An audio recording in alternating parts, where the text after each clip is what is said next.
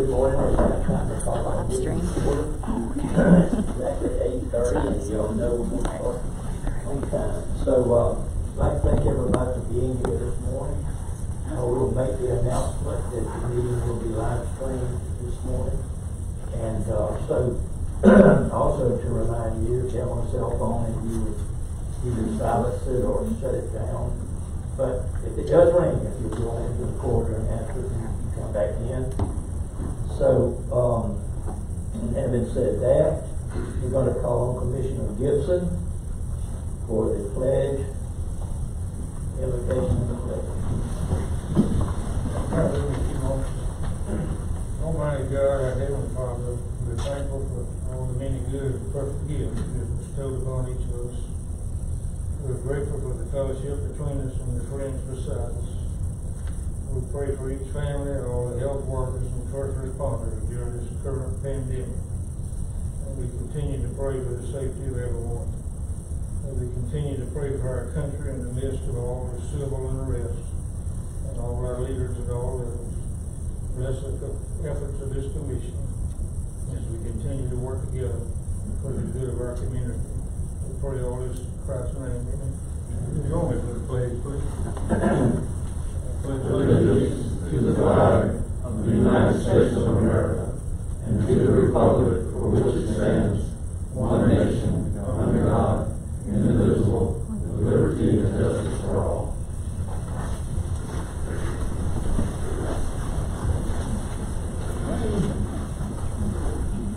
Now ask Ms. Gaines to call the roll, Commissioner. I, Olympia Gaines, President of the Board of Commissioners, hereby call the roll for those on the governing body. All those present shall answer by saying aye. Chairman Moore Thompson. Aye. Vice Chairman Anthony Simmons. Aye. Commissioner Ray Mosley. Aye. Commissioner Jackie Stringer. Commissioner Kurt Deal. Aye. Commissioner Timmy Rushing. Aye. Commissioner Walter Gibson. I have determined that we have all members of the Board of Commissioners present, therefore we have a quorum to conduct business for the good of the citizens.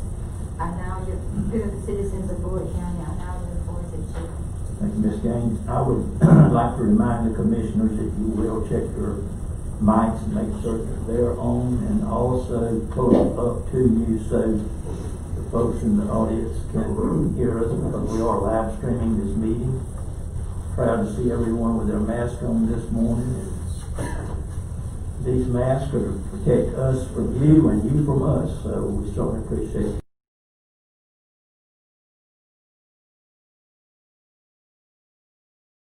And positive test, and just recently we were 50 just a few days ago, and now we're over 100, but we only still have, and unfortunately, 3 deaths in BOC County.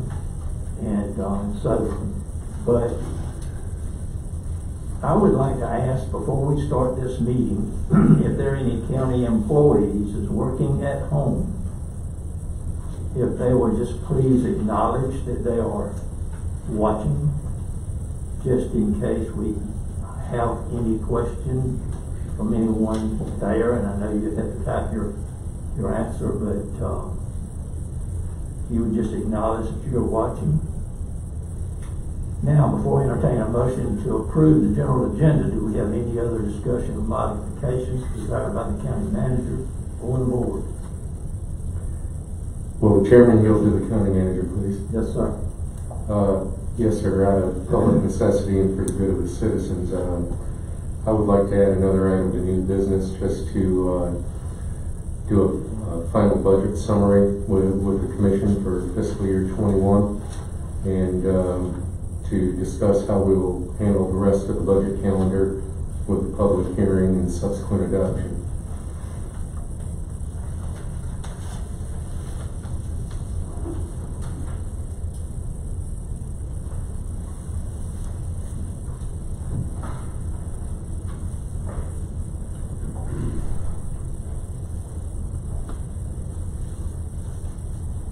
Anyone else? Need a motion to approve the general agenda. Make a motion we approve with the addition of our county manager. Second. Motion second, any more discussion? Seeing none, hearing none, all of those in favor, show of hands. Unanimous approval. Moving into public comments, is there anyone in the audience that has anything that they would like to address this board? If so, if you would step to the podium and state your name, address, and then if you'd make your comments.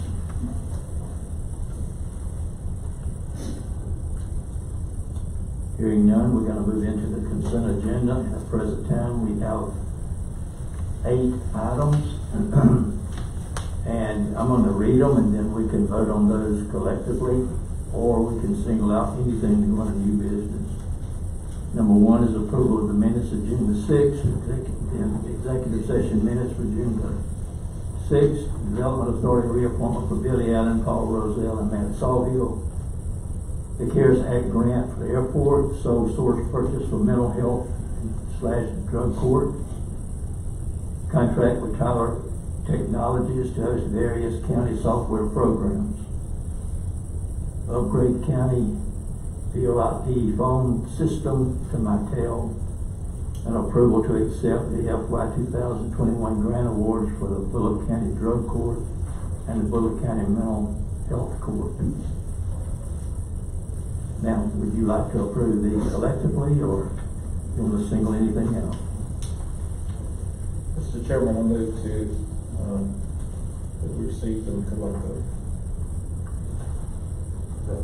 We have a motion, we have a second, any more discussion? All those in favor of approving these collectively, show of hands. Unanimous approval.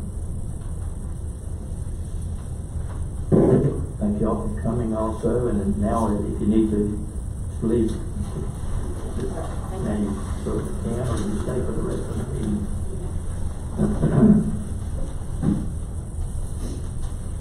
Under new business, we have a resolution to approve an intergovernmental agreement with the City of Statesboro for fire protection services in the 5-mile district.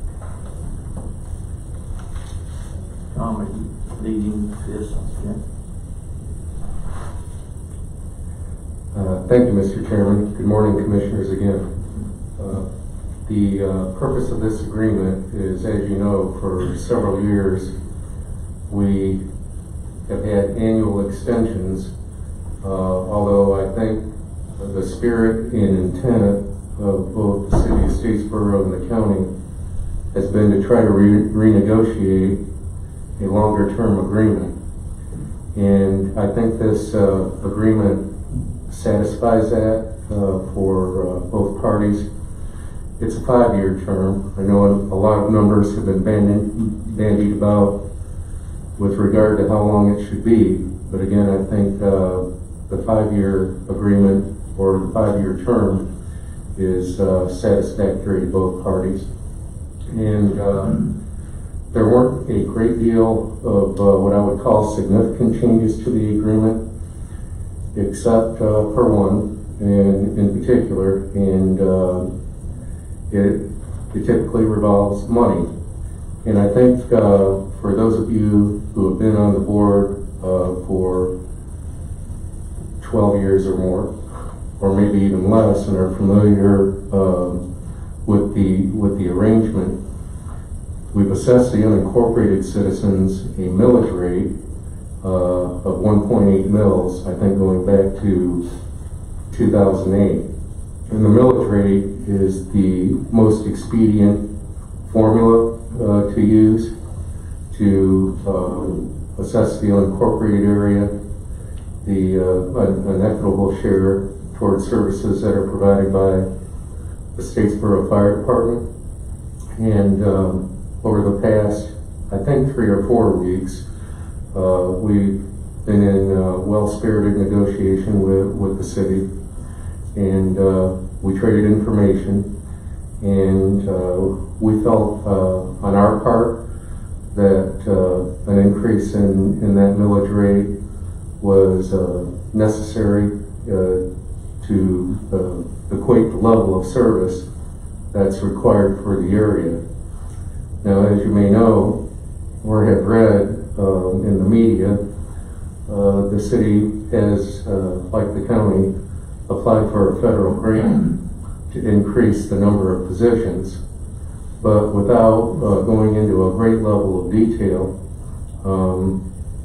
should the city receive that grant, then I think later in the agreement, approaching the end of the term, we may re-examine whether or not the millage rate again needs to be adjusted for the unincorporated area, and that may or may not occur before the term expires, or it may go forth in a new term. But I think, as I stated before, the current spirit and intent and cooperation is favorable for this agreement and hopefully subsequent agreements going forward. I think we're well satisfied with the service that's provided by the city for the unincorporated area. And furthermore, we recommend that you approve this agreement. I think it's up for adoption at the city council meeting this evening. And again, I think we're satisfied at the staff level. And I know Chairman Thompson and Commissioner Stringer have also been intimately involved in the negotiations. And although I won't speak for them, my observation is they support the terms and conditions of the agreement. And with that, Mr. Chairman, unless there are any questions and comments, I'll yield the floor back to you, sir. Thank you. Commissioner Street, any one of y'all have any questions at all?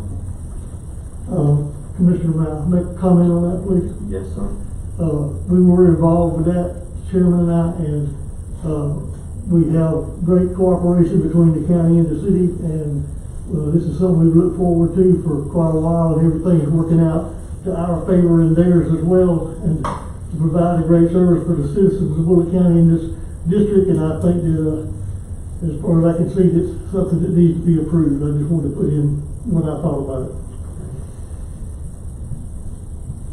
Anyone else have a question? And I would concur with Commissioner Stringer that it was negotiated out, and they actually wanted less. We offered more, but then we came and met in the middle. And but all worked out. Or was it we offered more and y'all wanted less or something? I don't know this, but we totally agree that this is a great agreement. So there's no other questions or comments, and we need a motion to approve the resolution. Mr. Chairman, I'll make the motion to approve the resolution.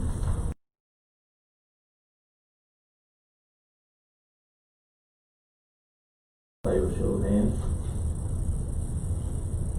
Congratulations, and we certainly appreciate your taking our advice on that. Tom, you're going to have now some budget items that you need to discuss. Yes, sir. Okay.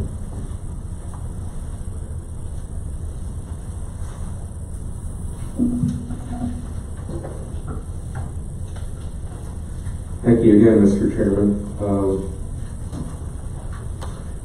First thing I think I'll say or do is provide a public service and advise anybody who gets a sunburn and has to wear a facial mask like this. It's highly uncomfortable, and I'm feeling the peel. So if you bear with me, I'll be struggling a little bit, but I'll try to be as succinct as possible. And I apologize for just not getting on there on the agenda earlier. It's strictly my oversight, but we were doing a lot of last-minute adjustments. As you know, this coming year budget is going to be challenging in a lot of respects, and there's going to be a lot of unknowns. First, I want to let you know that we have posted on our website, and I provided the web link on the summary page for you if you wanted to look into more detail. It's not the full 400-page budget that we usually have. I think, correct me if I'm wrong, Andy, the CIP is still yet to be posted on the Capital Improvements Program. But we wanted to make sure that we had all the operating budgets available to the public, according to Chapter 36 of the Annotated Code of Georgia. Meanwhile, what I'd like to do, I'm going to try to avoid going through this line by line, because you can all read it on your own. But it is sort of a summary of where we've tried to plug in the numbers. And of course, when we posted the tentative budget, I think on Friday, we still yet have to work out details in the the adoption schedule. And we have to get some input from you at the end with regard to when you want to have the one required public hearing, and then the subsequent adoption date. And we wish we could have done this a little earlier, but there were so many changes and unknowns. And quite honestly, there still may yet be unknowns, because the General Assembly is meeting this week on the state budget, and you really don't know what the outcome is going to be and what the potential impact on counties is going to be, since they fund a lot of our, not a lot, but a portion of our services. We're hopeful there won't be any adverse cutbacks or reductions that would have to make us rethink our budget again. And do keep in mind, as we've said in previous meetings and workshops, I think this budget's going to be, or could be, depending upon COVID-19, a moving project throughout the year. We may have to have rolling budget amendments, as I stated a month ago. We may have to be prepared to be nimble in our approach to it. And before I jump into it, one last thing that deserves saying. I really want to thank Mr. Welch, who it gave me a form of reminiscence when I used to go down into the basement for 2 months and work on spreadsheets, although he's doing it with more advanced financial software and assistance. He's done a lot of the heavy lifting with putting the budget together this year, because our budget review team meetings have been restricted due to COVID-19. So, to begin, and again, I'll try to be as terse as I can. As far as the general fund expenditures are concerned, it's not really, or rather it is really, sort of a bare bones budget, which is a common term. As you can see, some of the bigger items, we're not going to be funding any raises or annual leave cash outs or things of that nature. We've reduced travel. We trimmed fuel costs, but we think that's going to be more due to pricing rather than consumption. We've reduced this year's budget request back to a level of the current year or previous year budget. There were no additional positions recommended for approval, although there were requests for 17 additional positions. But we are budgeting at, with one exception, at full employment at this point, although there may be some delays in hiring for certain positions, and there may be a limited opportunity for vacancy savings. One impact that sort of picked, or maybe a couple impacts that sort of picked the general fund budget back up, is that, as you know, we're going to have to create an internal service fund for the radio system. So the anticipated cost of maintenance for the county in that system is $268,000, and there's a breakdown in here by department. Open enrollment added $80,000 to health insurance costs. And then another factor on the expenditure side that we don't know about yet, but there might be a concurrent factor, hopefully with revenue recovery, is tracking the actual COVID-19 costs.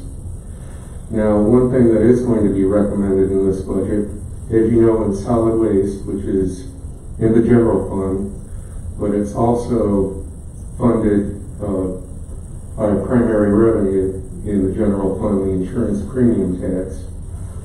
We have recommended that we do a reduction in force, which is a fancy term for layoffs for the solid waste attendants.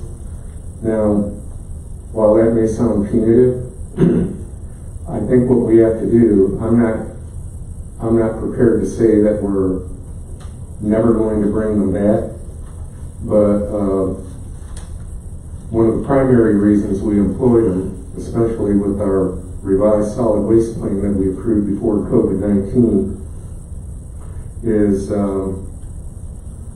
while yes, generally they're helpful to customers and so forth, they also play a big part in recycling. And as I've discussed before, the recycling markets right now are dead.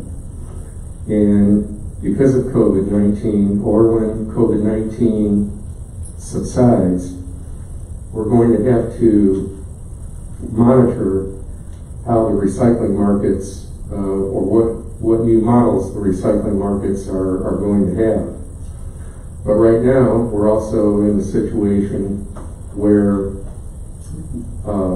there's a health risk to bringing these employees back. It's no secret that many of them are elderly and perhaps more susceptible to COVID-19. There may even be some that have particular health risks, or as I recall the governor putting it in one of his executive orders, they may be medically fragile, which doesn't mean that maybe they can't work, but they may be more susceptible to the virus. So there will be some cost savings by doing this, although some of it will come back in the form of unemployment insurance, depending upon whether or not or how long the federal government would, or the state for that matter, would extend unemployment benefits. But I think right now, most, if not all, of the solid waste attendants are receiving COVID-19 benefits from not the PPP, the PUA, Pandemic Unemployment Assistance. So they're probably earning far more right now than they would be if they were working. But anyway, I wanted to be clear about that, that we are recommending the reduction in force, and I think as we carry it out, we're not closing the door to having them coming back permanently, but we have to work our way through COVID-19.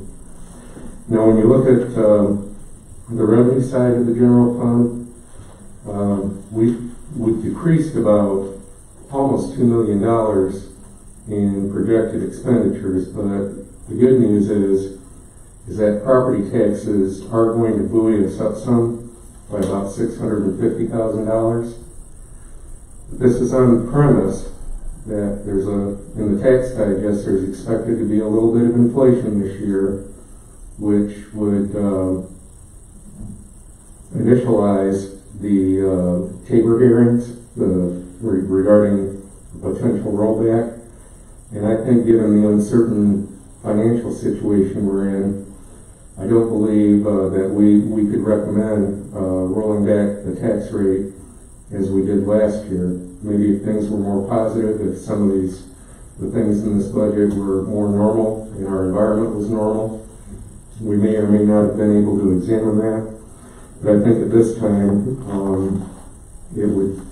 it would be somewhat financially irresponsible to do so. And then one thing that I think is important to point out, especially as we talked about fund balance levels, we still have a little bit of an elephant in the room that we have to make an adjustment for. As you know, for both health reasons and financial reasons, that we closed the water park for the summer season. And as you know, there's a very significant debt payment that was the result of the expansions that we've had, which I think in a normal year obviously wouldn't be an issue. But at approximately $620,000, we're still trying to figure out an appropriate way to try to cover that. We're looking at a couple of options. We feel like we might be able to, well, let me step back. Well, no, we may be able to take or provide interfund loans from other funds. There are two examples that I will give. Pre-millage rate in the Rural Fire Fund. As you recall, some years ago, we provided an interfund loan to the fire fund in order to help establish or strengthen the volunteer fire department. You remember some of you will remember Chief Walker was here and so forth. Now that loan isn't completely paid back. I think over the last 2 or 3 years, maybe, Andy, we have tried to make payments in the range of about $50,000 a year, but we probably took out upward to $750 million from Splash to try to support the fire fund in those years. Now, we think what we could do in that circumstance is pre-millage rate. Before we had the fee, there was a fund balance, I want to say $150,000. We may be able to use that and transfer it to the splash fund and apply that.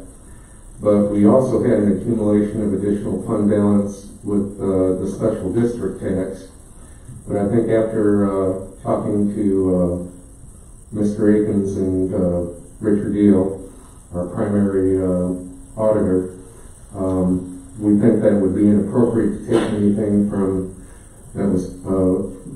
funds that are property tax supported. Another option possibly is to do an interfund loan from the general fund, but we would have to be very, very confident that Splash would be able to pay it back. And as you know, in the previous couple of years, due to weather, we had good attendance and everything, but due to weather and a couple other factors, I think one year the late opening of the wave pool, that created a circumstance where the general fund had to do some slight subsidies into the splash fund to keep it afloat.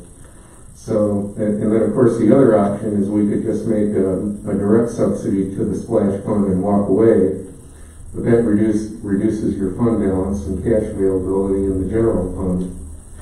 So we really have to, probably by the time of the public hearing at least, we really have to determine what our approach is going to be to handle that problem, because as unwanted as it is, it's complicated, and we have to make sure what we're doing is something that we're comfortable with and is driven by very strong assumptions about how we want Splash to reopen, hopefully next season.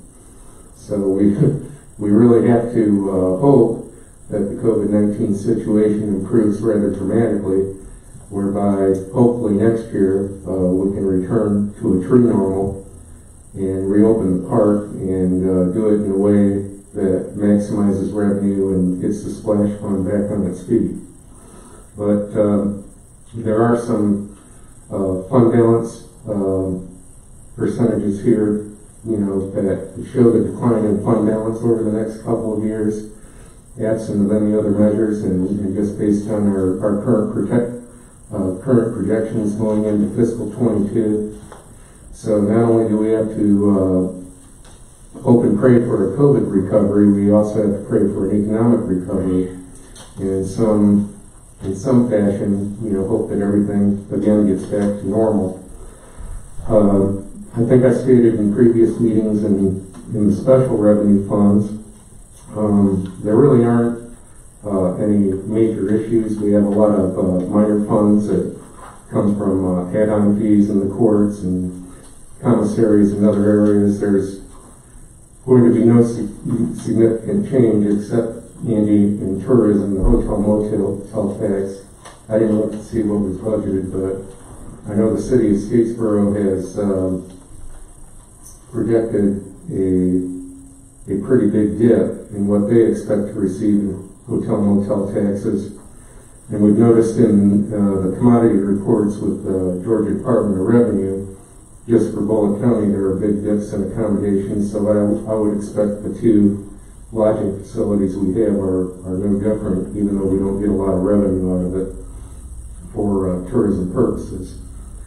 911, the airport, Statesboro Fire District, with the agreement that you just adopted in rural fire, we think those are going to be in pretty good shape. The internal service funds, health insurance, that's going to be on our watch list because we've had a couple of bad claim years, and that may require some adjustments in employee insurance premiums next year, but we decided under the circumstances with the economy that we would not recommend any changes in employee premiums. A bright spot is food service.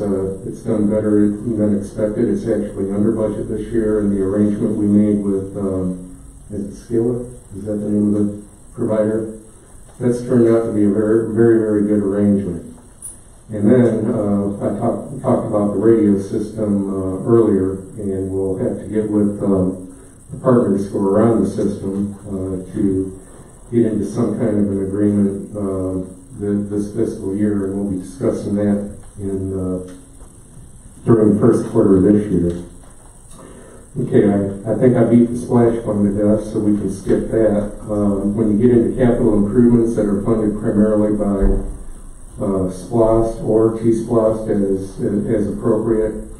I won't go through all of these, but when you look at roads, I think we again are going to have to have some kind of a discussion or a workshop on roads and allocating funds, because I think the one challenge that we're going to have, and Brad Deal submitted a report internally that I intend to share with everybody, but we made, in order to flex out particularly dirt road maintenance in the road department, we made a decision some months ago that we're going to take county forces or force work out of the equation, but this does drive up the cost for doing turnkey projects on making dirt roads into paved roads. I would estimate that it probably increases the cost anywhere from 25 to 50%, particularly on the roads. So I'm afraid we're going to be challenged. There's a lot of potential road projects out there, road paving projects, but I think with trying to redirect a lot of effort to dirt road maintenance, this is going to be the financial sacrifice that we're going to make, and it's going to limit the number of dirt roads that you can pave unless you want to move the money from another category. And then you still have to be careful with that. For example, if you were to take it out of resurfacing, there's a lot of roads in our robotics analysis that indicate maybe there's a lot of roads that aren't crumbling right now, but within the next 3 years they could deteriorate pretty quickly.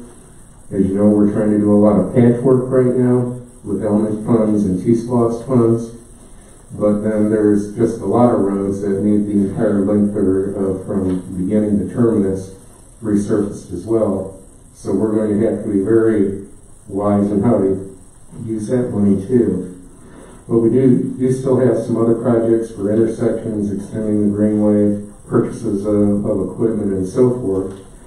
If you go through public safety, that's going to be pretty equipment laden and pretty typical of what we've been doing over the last several years, whether it's ambulances, vehicles, police vehicles, animal control vehicles, probation, and so forth. That's a pretty steady level of funding for those kinds of purchases. Recreation, we've made, it's not in writing or in stone, a $200,000 per year commitment for the next 5 years to help with some parks upgrades within the city of Statesboro, primarily at the Lattimore Park and Grady Street. And then there's a lot of minor projects in there, but of significance. we have to be able to support our so-called retail facilities.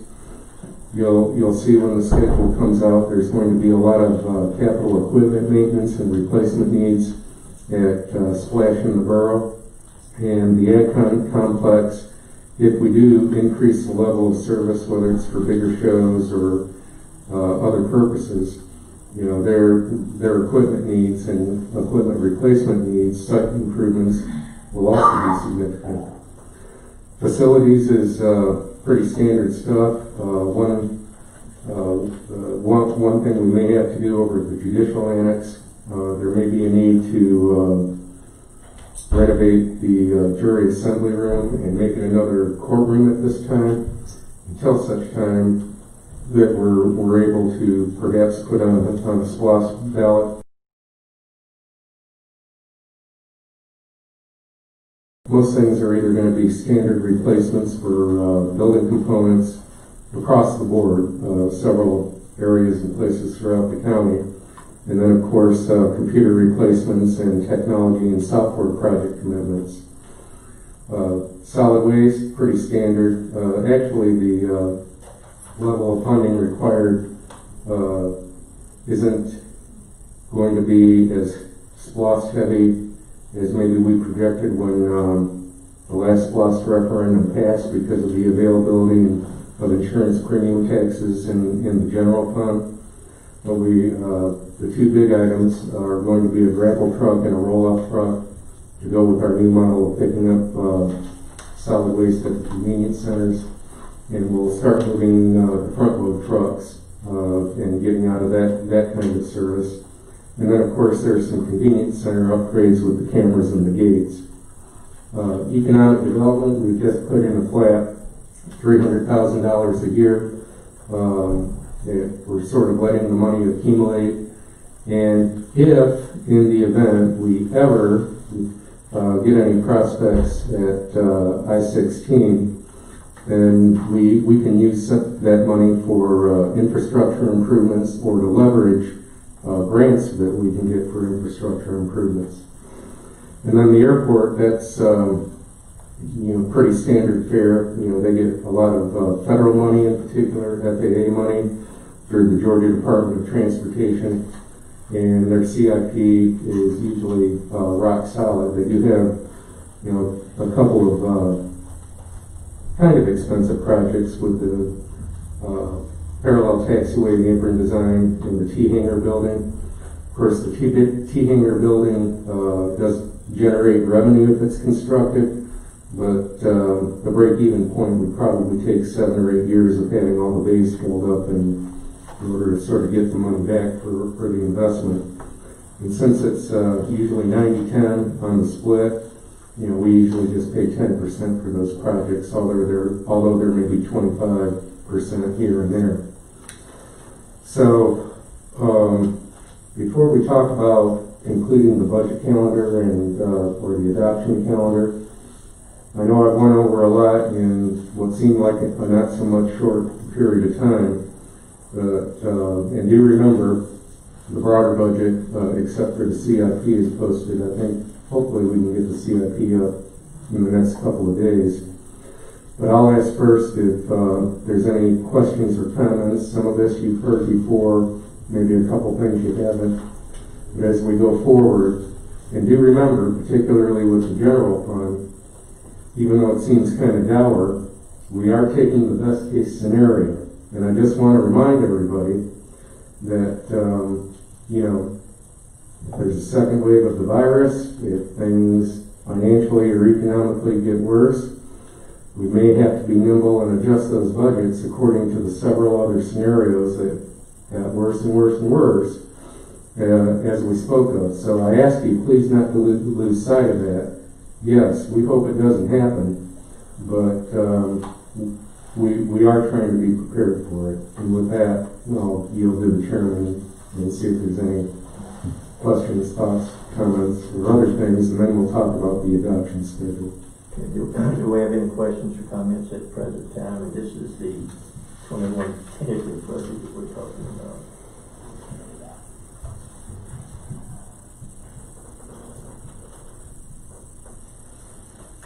How's our Peace Plus funding holding up and we've got X amount of roads this year. Do we expect that same amount next year or an increase or what? Well, that's sort of a two-point question. Now, surprisingly, over the last 2 months of measurement, which was March and April, which were consistent with the beginning of the local beginning of the pandemic, if you will, or statewide, where it was more aggressive in Georgia. Surprisingly, both SPLOST and T-SPLOST numbers aren't that bad. They're a little off from last year, month to month, year to year, but they've held steady the last couple of months. It would be very difficult to predict what the future is going to hold because we can't apply a statistical analysis because this all may create a skew. Normally when we apply the regression analysis and the different things we do to try to project what it will be in the future, it doesn't make assumptions about the kind of circumstance we're in. The hope is that it doesn't tail off too much, but I think what kind of reduction have we made just as sort of a cushion? Do you recall? I know you guys dip the revenues a little bit, but maybe on a percentage basis annually, was it 10 or 15%? Maybe 10%. Yeah.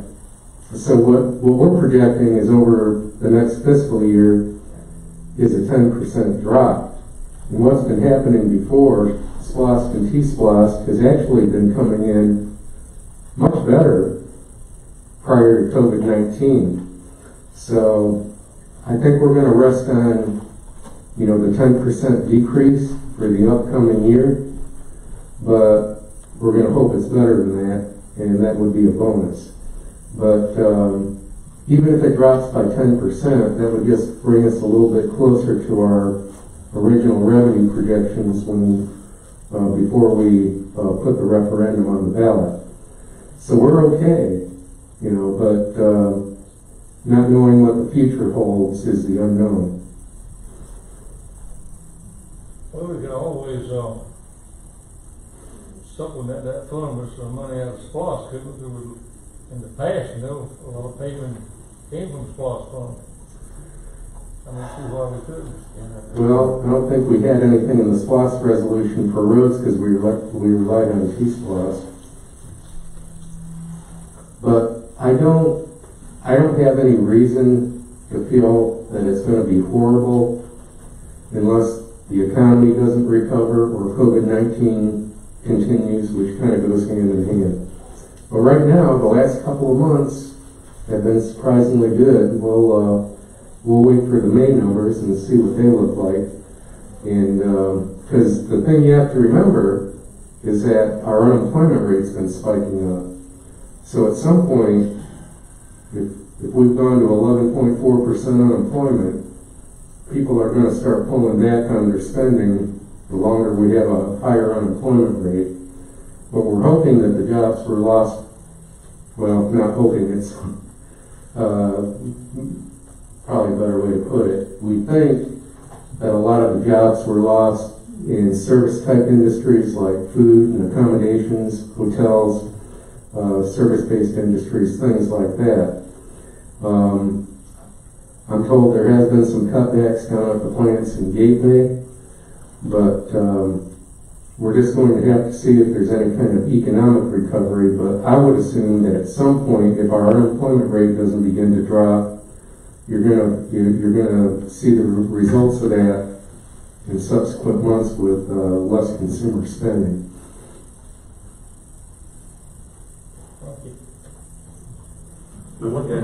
One thing that a private business owner knows, and that we've got several private business owners in here, it's just like government business. We all know what moving money around means.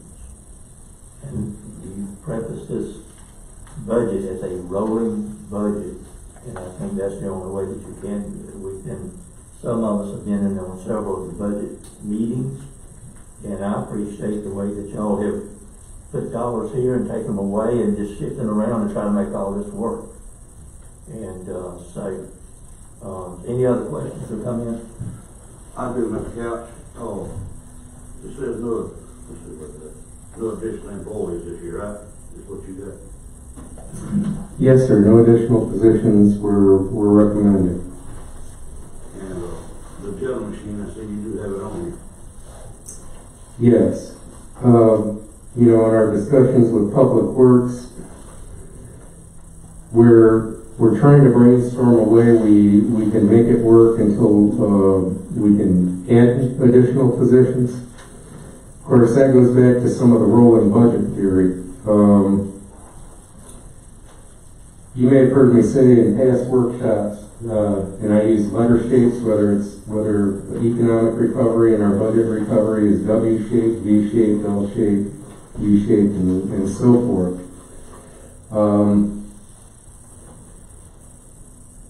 If I were to make an assumption, we're going to have to look at these budgets and do our monthly financial reporting. We're going to have to go month by month and monitor it, or monitor the revenues and expenditures.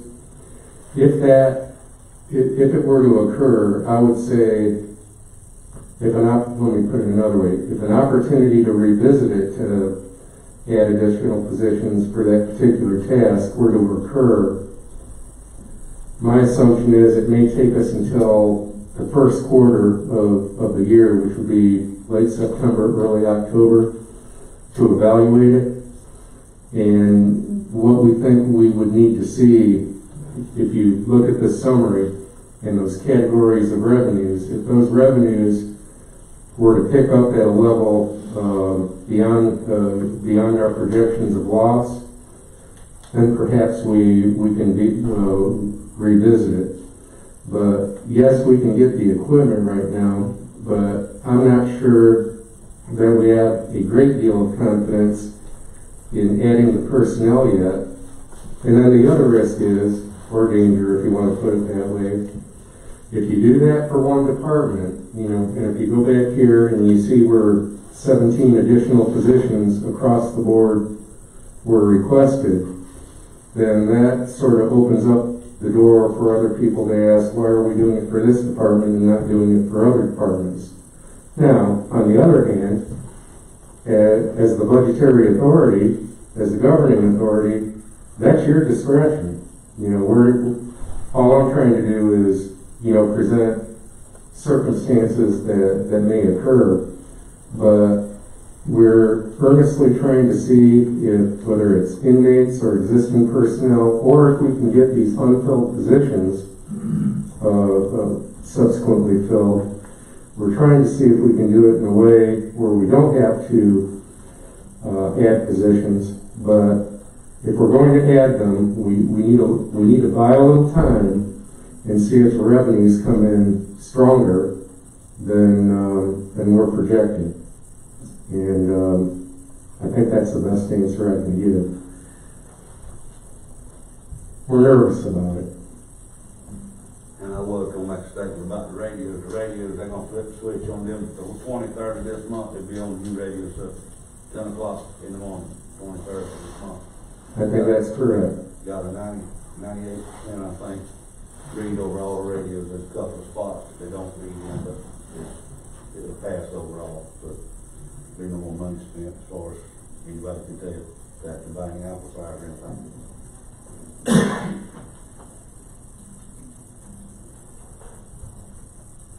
You want to go ahead and move in? Any more questions? Move into the next phase. Yeah, the adoption schedule. I might need a little bailout here, Mr. Welch, but I know there's a sequence which I think we've already met, of making public the tentative budget. There's a 7-day window a minimum 7-day window before you have a public hearing. So I think what we have to ask of you is, when do you want to schedule the public hearing? And then you have to have another 7-day period before the adoption. So do you have any recommendations or suggestions to give the gentleman something to think about?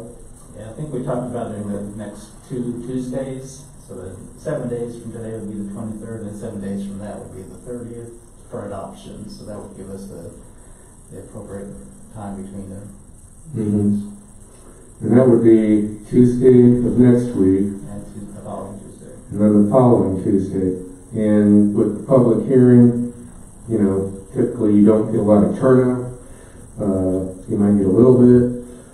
That meeting may be a little longer than the adoption meeting. The adoption meeting, unless we had to add something to that particular agenda, it's in and out.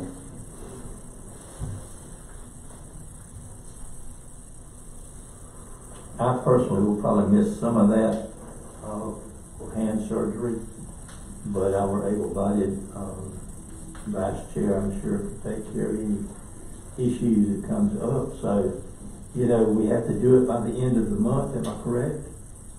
So, Yes, sir. then I think we have to, we cannot stop time, so I think if that should suit everybody, I think that's what we need to do. And have you sent a notice to the paper? I know they got Yes. screwed scheduling now. Woody's going to take care of that today. Okay, so we should be good if there's no snafus with Yeah, it. we just need to know the time. The 23rd will work for the public hearing, the 30th for adoption. We just need to know the time which one to meet. What about mornings? Well, Well, that may limit the public, for the public hearing. what about afternoons? 5:30, 5:30 would be fine. suit everybody? All right, so be it, For both. for both. Okay. Well, that's all I have, Mr. Chairman. Thank you. Yes, sir, thank you.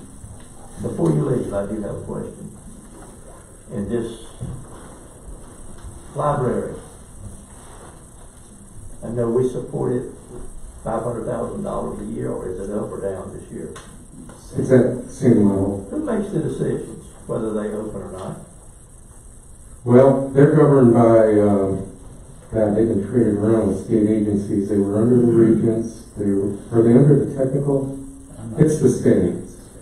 They're, I'm just getting a lot of calls as far as rumors out that they're gonna be closed to the first of next year.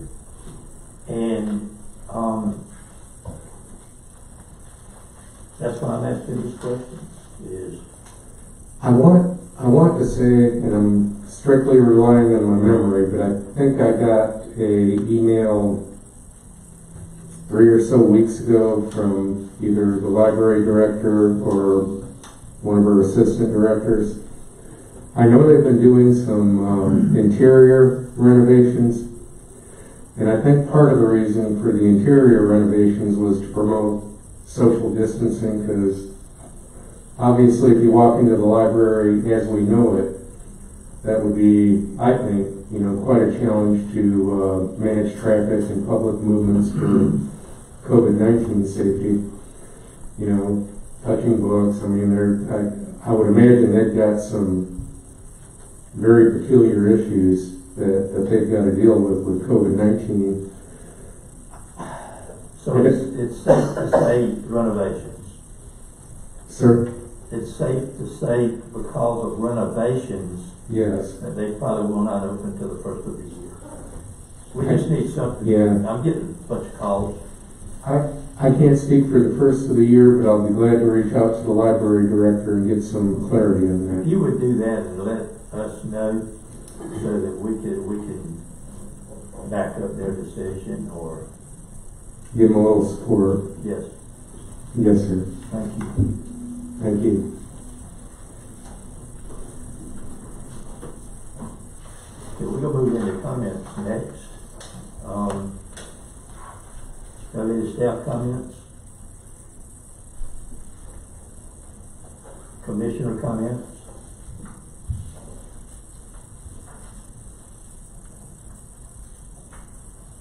Ted, you thought y'all might get away from this, but I'm gonna call the two of y'all up to the podium right now. I have some more questions.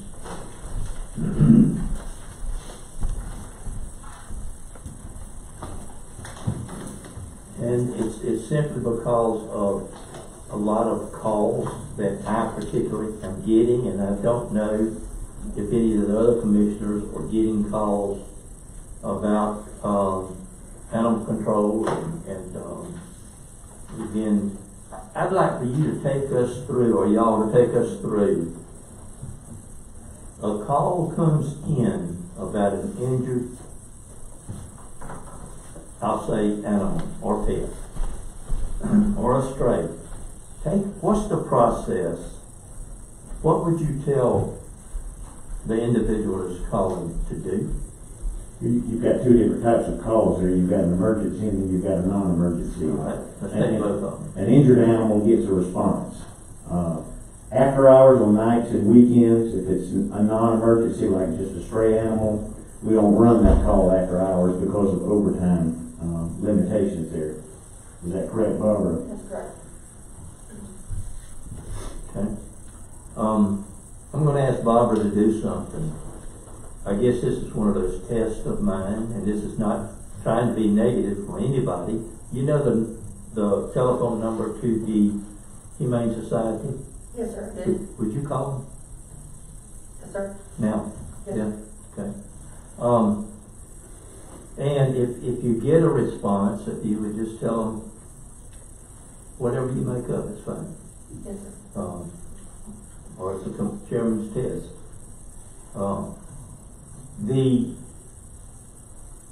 What about adoption? What's going on now with adoption?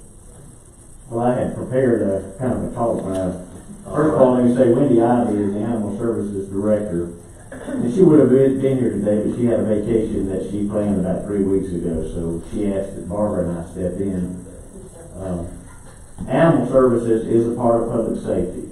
And this past year we combined animal control and the animal shelter under one umbrella, which was a recommendation by Best Friends Animal Society, which is the private organization that put us through a pretty extensive audit about 3 or 4 years ago. And we've adopted many of those best practices, and we are rapidly approaching a 90% live outcome at the animal shelter. And I want to commend Barbara and Wendy and all the staff out there for that. We've also saved over $50,000 to $60,000 per year in veterinary bills as a result of our community cat program, which we partner with the Humane Society. We got a $30,000 grant a little over about a year ago, and we've been working that grant now, and we have applied for another one with the Department of Agriculture. As far as our community cat program, I can tell you that after 2 decades of hundreds and hundreds of thousands of dollars of vet bills for us to go out and capture feral cats and euthanize them, the problem still existed. We realized at that point in time we had to go into a different direction. So with the support of you and the Animal Shelter Advisory Committee that's chaired by Dr. Mars, we moved into that community cat direction. And we stay neuter, and when we can, we return those cats to the area where they came from. If not, we do have people that will accept those cats. Now, the Humane Society is a volunteer organization, and they work sometimes with limited hours, but they do a very good job of getting around to these cases and these calls where these cats are concerned. But I can tell you that I know for a fact that after 2 decades of dealing with this, you will not euthanize your way out of a cat problem. I can promise you that. So that is why, with your support and a large part of community support, we went in a different direction. Did you get an answer? No, sir. What, would you call and leave a message for them to give you a call? Yes, sir. Okay, can you go back to the non-injured during the middle of the day? If somebody calls and they got a stray that's taken up residence for the last several days or a week, We're caught up on calls, Absolutely. Barbara. I mean, I don't know if people say they're not getting a response. I don't believe that's true, because we are caught up on calls at this point in time, and we haven't been in that position in many years, but we are caught up and we have space. Mm-hmm. Now, I can tell you this. Surrenders, you have to have an appointment. That was another and through our audit, that was another recommendation from Best Friends Animal Society, that you have to have that person that has that animal and has had that animal for a number of years. They've got to have some skin in the game. So we require people to make an appointment. And many times we work with them and counsel them. Sometimes they're just looking for resources that can help them keep that animal. And so that's why we now, and through that recommendation, we schedule appointments for surrenders. And it has worked well. Overall, all of these recommendations that have been placed and are put into operation have helped us get to that point which we are striving to get to, and very, very close, which would be a no-kill shelter.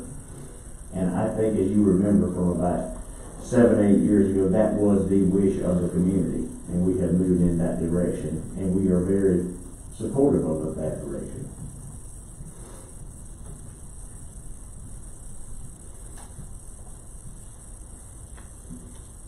What else you got? Well, I know it's working because, Rocky Ford was the capital of Bullock County as far as prey cats.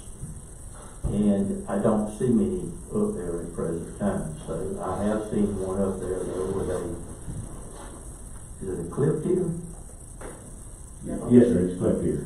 But I've seen one up there, but I mean, it used to be there was 50 or 60 up there, and I really don't see them anymore. I got to admit, years ago I was a skeptic, but I can tell you I was proven wrong. This is the way to go. As I said, we probably spent over $1 million in the last 20 years with vet bills and euthanasia drugs, and it just didn't work. So we went in a different direction, and I'm glad we have. Well, and I'm glad to hear you say that Humane Society is a voluntary organization. And,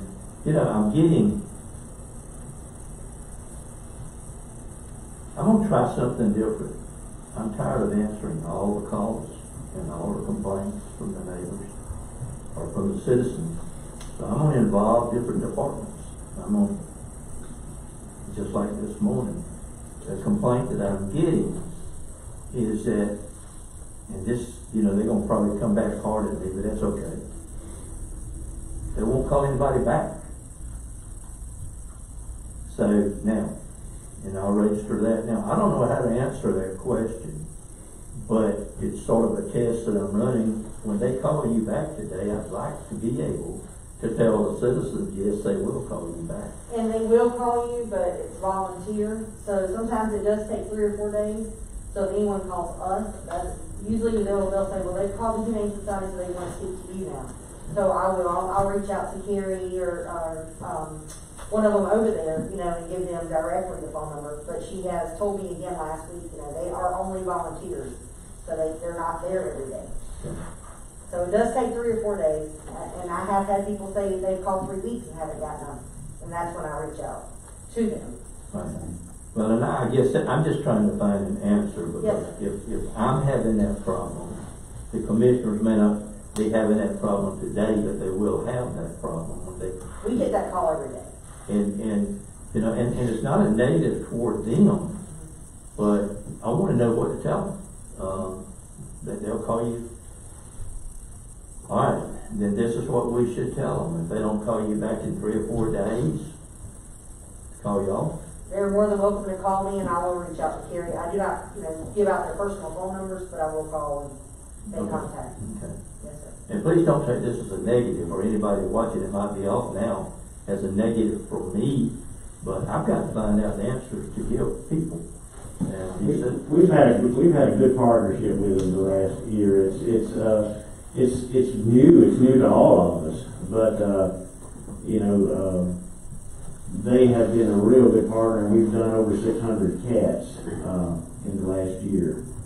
And so we got a pretty good bang for our $30,000, and we've applied for another grant, and we partnered with Fixing the Burr on that, which is the local low-cost spay-neuter clinic, and we partnered with Sarah in that operation. So we're given time, we're going to make a huge impact on that, I guarantee you. right. And so Yes, ma'am. Mr. Johnson, could we ask Pam to explain for the benefit of everybody listening about the notched ear and how you can tell? Right, when a cat is spayed or neutered in return, they notch the ear, that way the animal control officers aren't going out there and capturing them over and over again. If they see that notched ear, they leave that cat alone. And, that's a part of the process. It's just something that the veterinarian does when they're spayed or neutered. And I'm proud to say that we had one of those, or have one of those at Rocky Ford, so, I have taken notice since we started this program in other communities that I visit, and I really look around villages and stuff, and you see that. And by and large, it is embraced by the majority of the citizens that know about the program. now, any other commissioners have any questions of Barbara or Ted? You know how to answer the folks whenever they call you now and say that they don't call back. And let me say this about Dr. Mars and our committee. 6 or 7 years ago, you guys appointed an animal shelter advisory committee. We have a great relationship with them, and they have been partners with us. And I think that any successful animal services program in any community has got to be a community-based project. It can't be governed by a government body. It's got to have citizens' input. It's got to have volunteer services. It is a community issue that the community has to work towards dealing with. And thankfully, we have that here in Statesboro and Bullitt County now, and we're excited about the future. Well, I've been to that, several of those board meetings, and it's worked great. Everybody's trying very, very hard and safe. But we're living in some different times now than we have, and I hope that it gets back to normal, whatever normal means soon. Any other comments from any commissioners? And I say one more time, my test this morning was not to throw negativism on anyone, whether it be volunteers or anyone in the audience here. It's just, this is an opportunity, if anybody is still watching, to hear the answers also from the questions that we have, and it might help them in the future be able to explain it to other people that might mention the same question that I asked today. So, if hearing nothing, then I'm going to ask, do we have a motion to adjourn the meeting? So moved, Mr. Chairman. Second. All those in favor, show of hands. Meeting adjourned. Thank you all very much.